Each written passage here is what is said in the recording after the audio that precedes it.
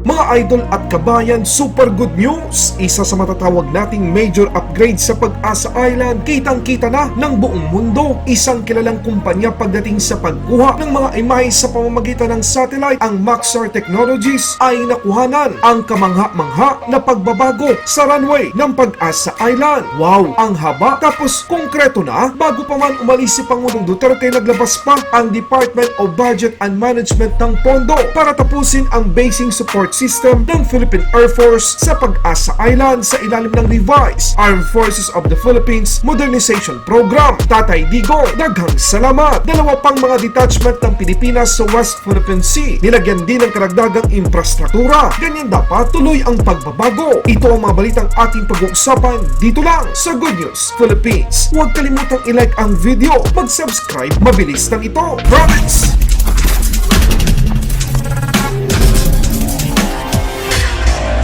Good news number 1, malaki ang pag-unlad na nagawa ng Pilipinas sa Pag-asa Island, hindi lamang dahil sa beaching ground kundi maging ang runway o paliparan nito. Sa katunayan, bago pa man umalis sa pwesto, si dating Pangulong Duterte at dating Secretary of National Defense Lorenzana, pumapayagpag na ang pagkukongkreto ng Pag-asa Island Runway o mas kilala sa tawag na Racundo Air Field, kabilang sa isa sa mga major upgrade na sinubukan ng China na pigilan. Pero isinulong ito ng Duterte Administrasyon na may malaking impact sa kabutihan ng mga Pilipino na naroon sa isla at lalong-lalo na sa mga sundalo ng bansa na nakadistino at nagbabantay sa nasabing lugar. Ayon sa pinaka-latest na satellite image na ating nakalap sa pamamagitan ng American-based think tank na Asia Maritime Transparency Initiative at Maxar Technologies, kitang-kita na natin mga idol at kabayan ang mahabang sementadong runway ng Pag-asa Island. Kaya kung sabihin man ng iba na takot si dating Pangulong Duterte sa China, nagkakamali sila dahil ilang pangulo man ng bansa ang dumaan. Wala ni isa sa kanila ang merong tapang na gawin ang ganitong klaseng mga modernong pagbabago sa Pag-asa Island. Good news number 2, sa katunayan, bago umalis ang Duterte Administrasyon, naglabas pa ang Department of Budget and Management ng pondo upang tapusin ang basing support system ng Philippine Air Force sa Pag-asa Island. Ayon sa SARO na may petsang ika-22 ng Hunyo taong kasalukuyan na may halagang 16,236,115,000 peso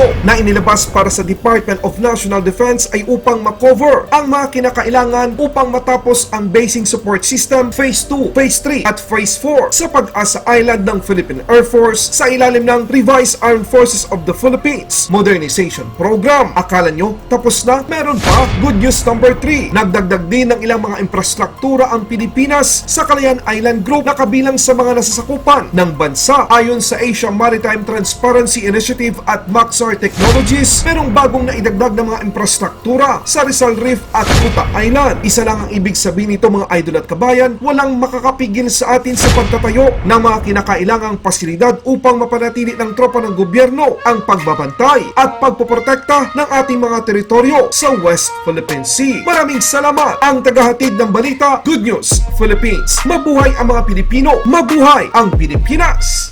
Laban Pinas.